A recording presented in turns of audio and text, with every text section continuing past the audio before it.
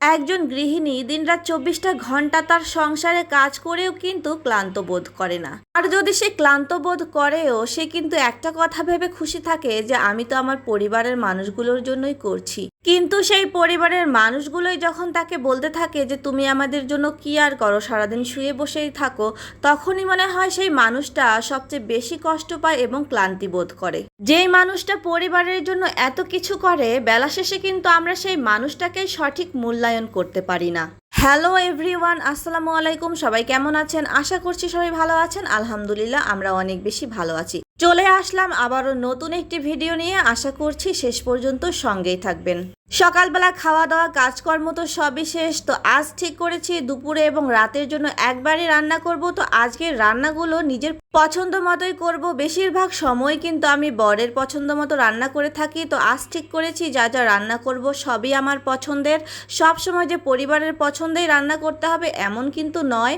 মাঝে মাঝে নিজের পছন্দগুলোকেও কিন্তু প্রাধান্য দেওয়া উচিত। আমি কিন্তু তাই করি। চিংড়ি মাছ কিন্তু আমার ভীষণই পছন্দ, তাই আজ ঠিক করেছি যে চিংড়ি মাছ দিয়ে সব রান্না করব। চিংড়ি মাছ দিয়ে পুঁই শাক এবং আলুর ঝোল, কচুরমুখী এবং চিংড়ি মাছ ভুনা। তো রান্নার জন্য যেসব লাগবে আমি কিন্তু প্রায় সব রেডি করে নিয়েছি, আপনারা দেখতেই পেয়েছেন। শুধুমাত্র চিংড়ি মাছটা পরিষ্কার করা বাকি ছিল, সেগুলোই পরিষ্কার করে নিলাম। তো চিংড়ি মাছের মাথাগুলো কিন্তু আমি ফেলে দিব না, এগুলো কিন্তু ভর্তা করে খাওয়া যায়। তো দেখতেই পাচ্ছেন চিংড়ি মাছগুলো কিন্তু একেবারে পরিষ্কার করা শেষ হয়ে গেছে। আর এখন আমি চিংড়ি মাছের মাথাগুলো খুব ভালোভাবে ধুয়ে পরিষ্কার করে ফ্রিজে রেখে দিচ্ছি, পরে সময় করে একদিন ভর্তা করে খাবো। আর এদিকে দেখতে পাচ্ছেন যে কচুরমুখীগুলো আমি ধুয়ে নিচ্ছি। কচুরমুখীগুলো খুবই পিচ্ছিল হয়ে থাকে, এগুলো কিন্তু সহজে ঠান্ডা পানি দিয়ে ধুলে পরিষ্কার হতে চায় না। তাই হালকা কুসুম গরম পানি দিয়ে যদি এগুলো পরিষ্কার করে নেওয়া যায় তাহলে কিন্তু খুব সহজে একদম পরিষ্কার হয়ে যায়। তো চলুন রান্নায় চলে যাই। চুলায় একটা প্যান বসিয়ে দিয়েছি, সেখানে পেঁয়াজ কুচি দিয়ে পরিমাণ মতো সয়াবিন তেল দিয়ে পেঁয়াজগুলোকে বাদামি কালার করে ভেজে নিয়েছি। আর পেঁয়াজগুলো যখনই বাদামি কালার হয়ে এসেছে এখানে কিন্তু আমি আবারও পেঁয়াজ বাটা ব্যবহার করেছি। তারপর দিয়ে দিলাম হলুদের গুঁড়া, জিরার গুঁড়া, মরিচের গুঁড়া এবং পরিমাণ মতো লবণ। এখন আমি এগুলোকে খুব ভালোভাবে কষিয়ে নিচ্ছি। মশলাগুলো কষানো হয়ে গেছে আর এখানে আমি একটু পরিমাণ মতো পানি দিয়ে দিলাম। আর এগুলোতে যখন বলক উঠে এসেছে তখনই কিন্তু আমি আগে থেকে ধুয়ে রাখা চিংড়ি মাছগুলো এখানে দিয়ে দিলাম। তো এখন চিংড়ি মাছগুলোকে খুব ভালোভাবে একটু ভুনা করে নিব। চিংড়ি মাছগুলো কিন্তু প্রায় একটু বড়ই ছিল। চিংড়ি মাছ, পুঁই শাক আর আলুর তরকারিটা খেতে কিন্তু আমার ভীষণই ভালো লাগে। তো দেখতেই পাচ্ছেন চিংড়ি মাছগুলো খুব সুন্দরভাবে কষানো হয়ে গেছে। এখন আমি এখানে পরিমাণ মতো পানি দিয়ে দিলাম। আর পানিগুলোতে যখনই বলক উঠে এসেছে তখনই কিন্তু এখানে আমি আগে থেকে ধুয়ে রাখা আলুগুলো দিয়ে দিলাম। আলুগুলো প্রথমেই দিলাম একটু সেদ্ধ হওয়ার জন্য, কারণ আলু সেদ্ধ হতে সময় লাগে আর শাক কিন্তু খুব সহজেই সেদ্ধ হয়ে যায়। যাই হোক, একটু পরে আমি আবার শাকগুলো দিয়ে দিলাম। এই পুঁই শাকগুলো কিন্তু একটু লাল রঙের ছিল। তো দেখতে পাচ্ছেন শাকগুলো দেওয়া হয়ে গেছে। শাকগুলোকে দেখতে কিন্তু অনেক লাগছিল, একটু পরে দেখেন কতটুকু হয়ে গেছে। শাক রান্না করলে কিন্তু এরকমটাই হয়, প্রথমে মনে হয় অনেক হবে, তারপরে কিন্তু একদম মিলিয়ে যায়। যাই হোক, পুঁই শাকের এই তরকারিটা খেতে কিন্তু অসম্ভব সুন্দর হয়। এখন আমি এখানে পরিমাণ মতো ঝোলের পানি দিয়ে দিলাম। প্রথমে কিন্তু আমি খুব সুন্দরভাবে এগুলোকে কষিয়ে নিয়েছিলাম।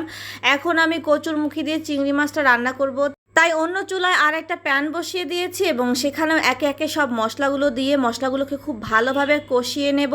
চিংড়ি মাছ দিয়ে কচুরমুখীর তরকারিটাও খেতে কিন্তু বেশ ভালো লাগে। যাই হোক, সব মশলা একে একে দেওয়া হয়ে গেছে। এখন আমি মশলাগুলোকে খুব ভালোভাবে কষিয়ে নিচ্ছি। আর এই মশলাগুলো যখন কষানো হয়ে গেছে তখনই কিন্তু এখানে আমি আবার চিংড়ি মাছগুলো দিয়ে দিলাম।